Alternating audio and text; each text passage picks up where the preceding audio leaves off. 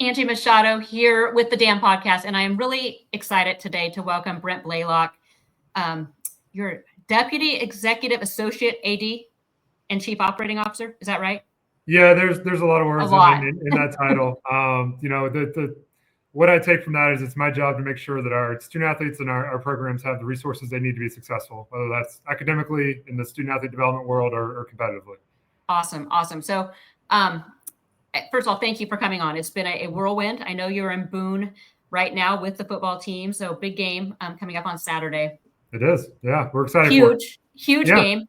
No better place for a first win than right there in their sold out stadium. So yes, I would say a sold out Reeser would be a better place. But that would have been. But okay. I'm just saying we can't win there this week. We can't. So, that's right. We can win here this week and then win there next week. That's right. So make sure you're in the lodge at Beaver Blitz for the game. If you're not in Boone, I do know a good number of you guys are going. But again, I appreciate you coming on. It's been a kind of a busy week with this Blueprint Sports information coming out.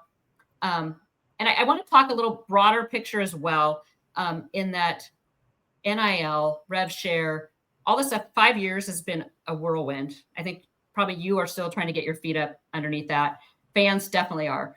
You come from Arizona, which you did see. I mean, you've been through a budget issue. You know, Arizona went through $140 million budget shortfall. 35 million of that was in athletics. This is a sweeping thing with athletics. I think everybody's finding their bearings there. What was your involvement then with Arizona in that budget crisis they had a couple years ago? So the larger institutional budget. You had no part of that. We're all separate from athletics. They have to speak on that. On the athletics side, my recollection at the time is a lot of that was caught up in some coaching buyout contracts and some facility projects that things were coming due. Some lack of resources and fundraising and just honestly not being able to bring in the same amount that was going out with that. Yeah. So, Oregon State is even in a tighter budget crunch. So you bring this experience. How do you make sure that kind of stuff doesn't happen at Oregon State?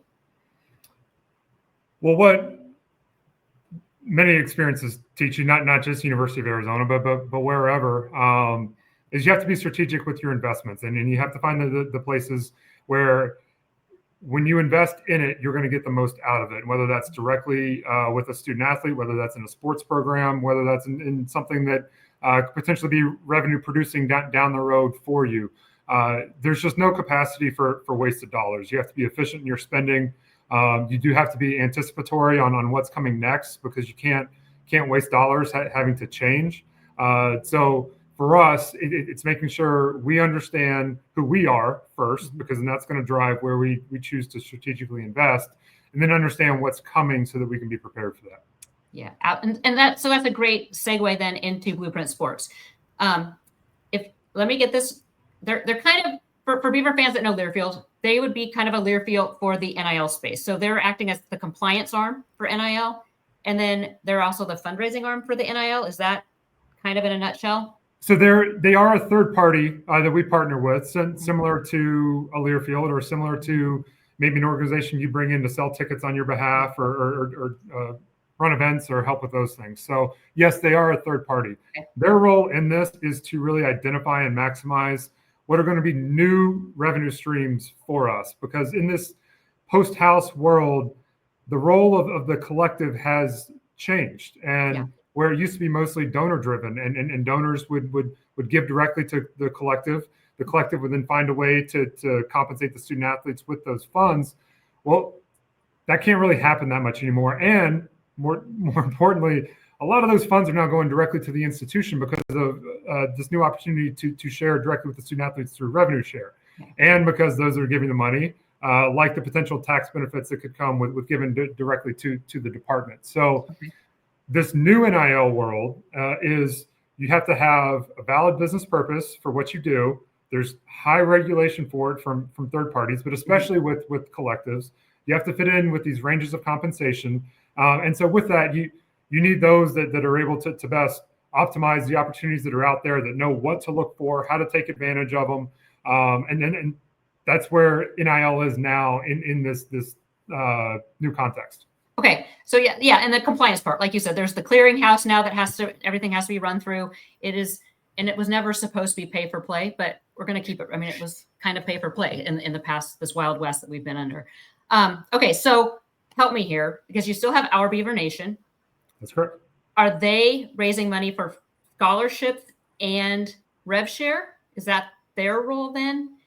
Yeah. Whereas Blueprint would be more like corporate, like advertising and hooking athletes up with actual name, image, and likeness.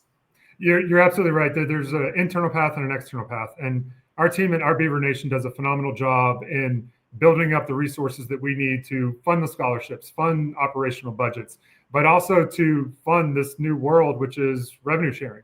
And that's where a lot of their time and effort is being put into. We have head coaches circles for a group of our sports.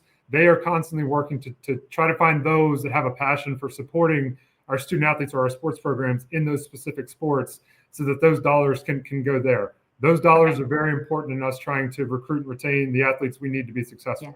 And so that's on the internal side. On the external side, this is where you now have a company like Blueprint, which is Damnation. And hopefully we can get to a point where we are just calling them Damnation because they are Damnation. But I understand in this transitory time why we have to differentiate a little bit here. But they go out and they find the external dollars. So that is finding individual NIL deals for the student athletes. That is developing corporate partnerships, not only for them as a whole, but maybe for specific events. That's advertising on their websites. That's creating a membership structure that's going to be able to provide our supporters with access and inclusion and content and merchandise and all those other things that they couldn't get elsewhere. That's their job. It's to now find what's really being termed as new money or found money, because it's not a category that was overly developed before across the country, because so much of what was being done from collectives was a donation-driven model. Yeah. Okay. I think that clears up a lot, right? I mean, because I think fans are coming at this like when they saw the Sportico article come out and then saw the first 4 pages of the contract, their head is immediately going to that my $100 a month donation. Blueprint, or I know Damnation is now going to take 75%. And I know. I don't really want to hash. I have all the numbers and the up to $750. So Oregon State's going to be paying. We'll get to that in a little bit. But I don't want to gloss over that, because especially with the membership, it is important. So first, you did reference that the first $750,000 will all go to the student athletes, and that's critically important, because we wanted to make sure that we had that assurance that they were going to be supported at that level, and the coaches knew that as well. Again, it goes back to being able to recruit and retain the student athletes we need to be able to win. But the other thing with that, and it's not in the operating agreement, but it is in how Damnation Blueprint is going to operate, and it says it right there on their website, is that 100% of membership revenue goes directly to the student athletes. So when someone goes and signs up for a membership, whatever money they choose to spend, and we're appreciative of all of it, that will go directly to a student athlete. That is not being filtered out or done anything. There are other places to make that money, but we wanted to make sure that the two kind of entities that were most important to us, which is our student athletes and our supporters, were protected. And our supporters are protected with those membership dollars being a straight line directly into the student athletes. 100% of those funds go in. And our student athletes are being protected with the individual NIL deals that they sign. And I'm sure we'll get into this more, being a very competitive 10% that really the company is going to bear the cost of, and not the student athlete. Okay.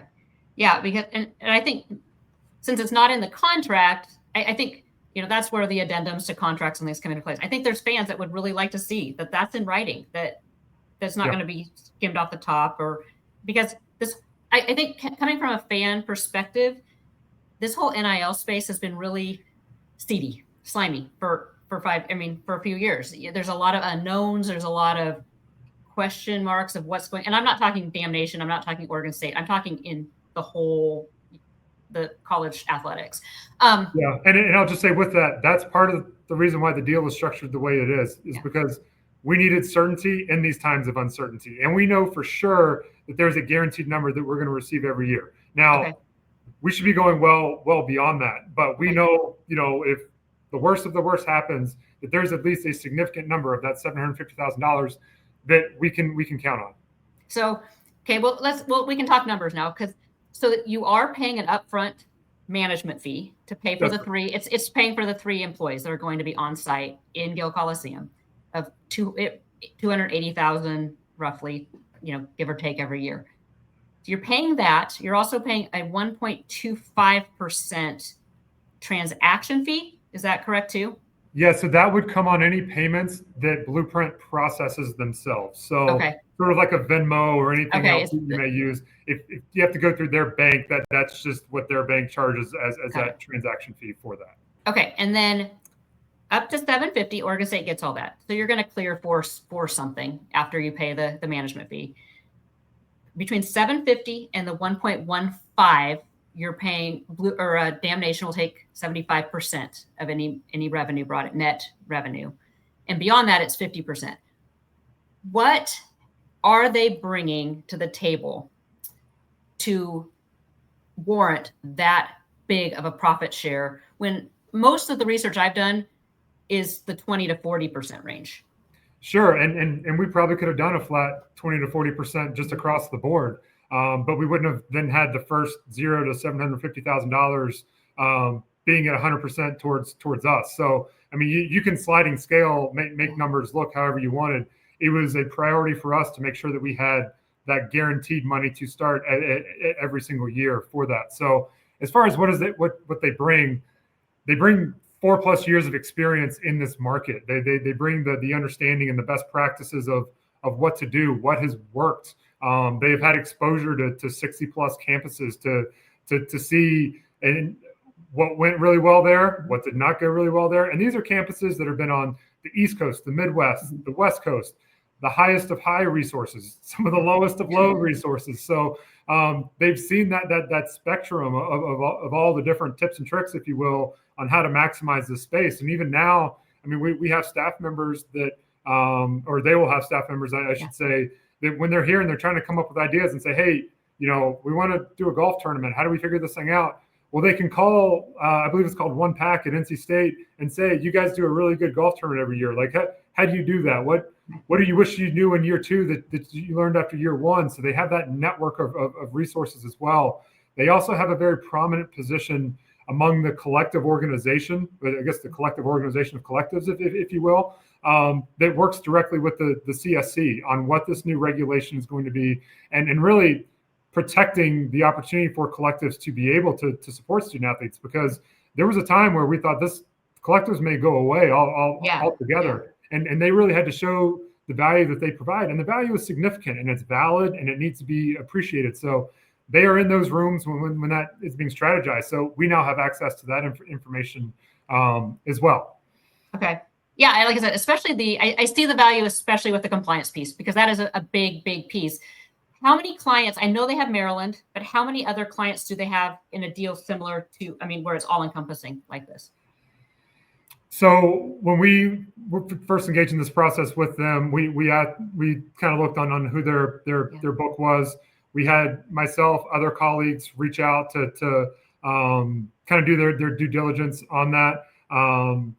Spoke to individuals at Maryland, which was the most recent deal. Before that, had relationships with people in NC State, talked to people with that, talked to people that have worked with them before in other capacities. I don't have the total number offhand right now on how many kind of schools that were done due diligence on. I also know that when Kyle was transitioning the ownership to them, I believe there was due diligence done on his part as well. And I also since we've mentioned him, we can't say enough, just our level of appreciation for everything Kyle did from the beginning to build up Damnation in that. He was tireless in his work there. And so we want to make sure that as we have this conversation about the transition, we're also acknowledging where it came from. And that was from Kyle's incredibly hard work in support of our student athletes. Yeah, Kyle did. He worked tirelessly. How many other companies did you talk to or request bids from, just so you had stuff to compare to? Well, so the interesting part about that is the transition of this was from previous Damnation ownership to current. So okay. I believe Kyle talked to several entities. I don't have that exact number again. Okay. That was Kyle's company and Kyle's organization. Okay. So as we said, your choice to voluntarily go in whatever direction you wanted to go with it. Once he then chose Damnation, and we were benchmarking behind the scenes, knowing that was a possibility during that time. But once he sold Damnation to Blueprint, there was no other option other than Blueprint. of again, his hard work, because there's so much brand awareness, there's so much equity among our fan base with that name, that we wanted to make sure that value carried over and it stayed Damnation. Okay, that makes sense. Okay, in other interviews, you've stated that part of the big draw with Blueprint was going to be that they were acquiring sports athlete or student athlete NIL. We found out yesterday that didn't happen, and student athlete NIL is no longer even in business. Does that disappoint you now going forward, that you're not getting access to something that was a major benefit when you signed on to this deal? No, it doesn't. And I appreciate the question, because it kind of lets me say it a little bit better on that. So what we were excited about is they had the exposure and they were acquiring a lot of the data and technology, understanding and systems that SANIL were using. So SANIL had kind of positioned themselves in a different way in the market, very data tech driven, really student athlete empowerment and all those things. So when that merger, those conversations first started, Blueprint was able to gain access to what all that looks like, their data technology, their systems. And similarly, SANIL took a peek inside the Blueprint and said, hey, well, this is where we think you guys can get better. So we were excited that they were able to acquire all that knowledge from them. And that's really what was the reference point, the systems, the knowledge, those things. Whether or not they acquired the employees, the offices, the business chairs, all that other stuff, like that's meaningless for us. I saw what SANIL was doing in the marketplace, kind of being a little different with that. And then when I saw Blueprint was now working with them at a more intimate level to understand what that success was and then how they could bring that more to Blueprint, that's what I was saying was the point of excitement for me. Okay. So does Blueprint still have the proprietary technology? Yeah, we're going to be able to take advantage of how they were using data, their strategy behind data use, behind tech use, and all of those things. And that's the exciting part. Awesome. Okay. So Blueprint Sport, when you've talked to their leadership, they had to give you like a projection. Where do they see the Oregon State market? I mean, we know offhand kind of a rough estimate of where Oregon State has been NIL the past few years. I know from my colleagues at CBS Sports 24/7 that for Oregon State to be really competitive in an NIL, well, maybe it'll be more rev share now that we're switching gears a little bit, but really looking at, the $5 to $10 million mark for football. What is their projection? Like, what do they feel that is doable at Oregon State for them? Yeah, and first I just want to say you said it correctly there, that the internal revenue share, like that is going to be the majority of how we're being competitive in this world for that. What's now being done with Damnation is really additive. It's an extra revenue stream to be able to supplement those funds to be able to go above and beyond what we're paying for the student athletes. As far as where the new Damnation can go with revenue, it'll go as far as our supporters will let it go. I mean, there is no ceiling on this thing. I know in the early projections, it's going to clear into seven figures to be able to help with that. But again, there's not a cap, there's not a ceiling, and that's why when some of those revenue share numbers were discussed and in some ways hotly debated by some of the public, like the thought in that is to keep everybody motivated to keep growing the pie as much as you can to be able to do that. Because if you put a cap on services, like what's the motivation to keep going? I mean, it's like bringing in a realtor to help sell your house. There's a reason why they want a percentage for that. I know that's a near and dear reference to you, and I don't mean you obviously know that better than I do, but when people are motivated by commissions and percentages, it helps get those numbers to keep rising and rising for the funds that they are bringing in for our student athletes, which again is the most important part. Yeah, I think what I'm taking from this, and you can correct me if I'm wrong, is I think we've been conditioned, the fan base has been conditioned over the past couple of years that give all the money, yes, you have your seats and your Our Beaver Nation donation, but it's so crucial right now to give to Damnation for NIL, and I say that in air quotes if you're listening on the podcast. That is changing. So this is where I'm glad I've got to talk to you, because when I was reading all this was it Tuesday or Wednesday, my thought process is like, okay, if Blueprint is out there trying to get deals with Pepsi and Coke and McDonald's, and these are national brands or local credit unions, it's almost like a sponsorship deal. Fans then, if and I don't want to cannibalize one to the other, but if fans want to give and make sure their money is going kind of the traditional NIL route, they should be giving to Our Beaver Nation.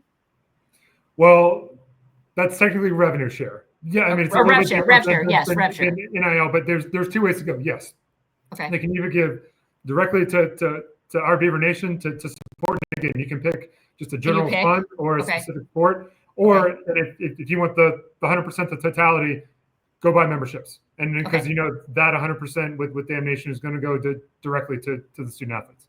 Okay. So I think that clears up a lot, because I think everybody, and I think very, it was warranted when they saw 75%, Joe Fan is like, wait, if I give $100, $75 of that is going to line the pockets of a for-profit company. Okay, and, I think I appreciate the passion there, and I appreciate them wanting to look out on the best interest of our student athletes. I understand that. Now, and the other part to the student athlete part is, as Damn Nation will go out to sell individual NIL deals for these student athletes. Let's just use an example and say, hey, Beaver Blitz. Yeah, Beaver Blitz that? is going to hire Malik Murphy. Who was? What was the Let's company? say Beaver Blitz. Beaver Blitz is going to hire. Beaver Blitz wants to hire a student athlete to promote the whatever the damn maybe podcast. The damn podcast. Even better. And say, hey, we will give the student athlete $100,000 to do 2 posts a week and maybe 1 in-person appearance to promote the podcast. The blueprint model in this, and we've been told that their rate for helping facilitate and go find those deals is 10%. And so, but what they would do is they would go to you or whomever and say, the deal for the student athlete is $100,000. The student athlete is getting $100,000. The deal for the company is $110,000 to help bake that in, so that the student athlete. So when they go to the student athlete and say, "Hey, we got you $100,000 to promote the podcast," the student athlete is getting 100% of that $100,000, and it's the company that bears the cost of them doing business. The other thing to note with that is, this is completely voluntary for our student athletes. It's also, they're all on individual deals. So there could be room to negotiate as well. A student athlete can either say, not interested, I'll do it all on my own, or I have my own people, whatever it may be. Or they could say, hey, I want 8%, or I want what, like, who knows? That's all between them. But what we have been told and assured by Blueprint is that their rate for the individual student athlete deals is a very competitive rate, and it's going to be around right in that 10% range, which again, as we're finding new money for those student athletes, we think that's a good value for them as well. Okay, so Blueprint will be taking 10% on that deal. Yeah. And taking the percentage over here that Oregon State, or is that just separate? Like, if I just came to them and said, I want Malik Murphy, and they got we got a deal worked out, does that not count toward that, the 75% or 50%? That counts towards the overall pie of what they're raising. But with how Blueprint has it structured is, they have some categories, like we talked about membership. That's going to be the 0% percentage. These student athlete NIL rates, this is about a 10% rate. Now, if you show up one day and it's the Beaver Blitz tent outside Research Stadium for a football game, you may have paid them for a corporate partnership for that naming right. Well, that may be a much higher percentage for them, and that's why they help make up their percentages there. So it's a sliding scale on the different categories for how much the percentage will go to them, which then helps make up those numbers that are in the agreement. But the most important part for us was that the student athletes and our supporters, they were the ones getting those low percentages, so that they are taken care of in this agreement. Okay, and then so you did clarify too, if a student athlete wanted or has their own representation or secures a deal on their own, they can do that individually as well. Yeah, these are only the deals that they're party to. So a student athlete can either say, I don't want to work with you at all, or I will work with you and you can go find me deals, but I'm still going to go do stuff on my own as well. And that's reassuring, and it's what we want, because part of our obligation to these student athletes is to teach them, to empower them how to be their own brands, how to know how to communicate with businesses, and write up a mission statement or be able to brand themselves and do all those things, which our student athlete development unit is doing. So if they want to go out and do all that stuff on their own, like, phenomenal, like good for them, and will be such a point of pride. We just want to be able to create some other services that may be a little easier because they have so many time demands on them that they can kind of find. And in some ways, it's kind of like mailbox money. It's, hey, you got this person working out on your behalf to go do these things for you. Yeah, they're talent. It's a talent acquisition almost kind of agency. That's what it is. It's what you would see with professional personalities or athletes or whatever. They have their agent, and then they maybe have a marketing or business agent, whatever it may be. Okay, I think this clears up a lot. I really appreciate you taking time because it answered a lot of my questions and it clarified a lot. So, any other closing remarks for Beaver fans? I just want to say thank you for the opportunity. I also appreciated the questions, and I can't say enough that understand and appreciate the passion of our fan base out there, and the just dogged desire to be successful in all facets. Just know here from our administration, we match that. We want to do everything we can to make sure student athletes at both the individual level and at the team level can be successful as Oregon State can be. So we are constantly trying to find those ways. So I just want to thank everybody for their support in that way as well. Well, thank you for joining us, Brent, and let's go get a football win. Let's do it. We're ready.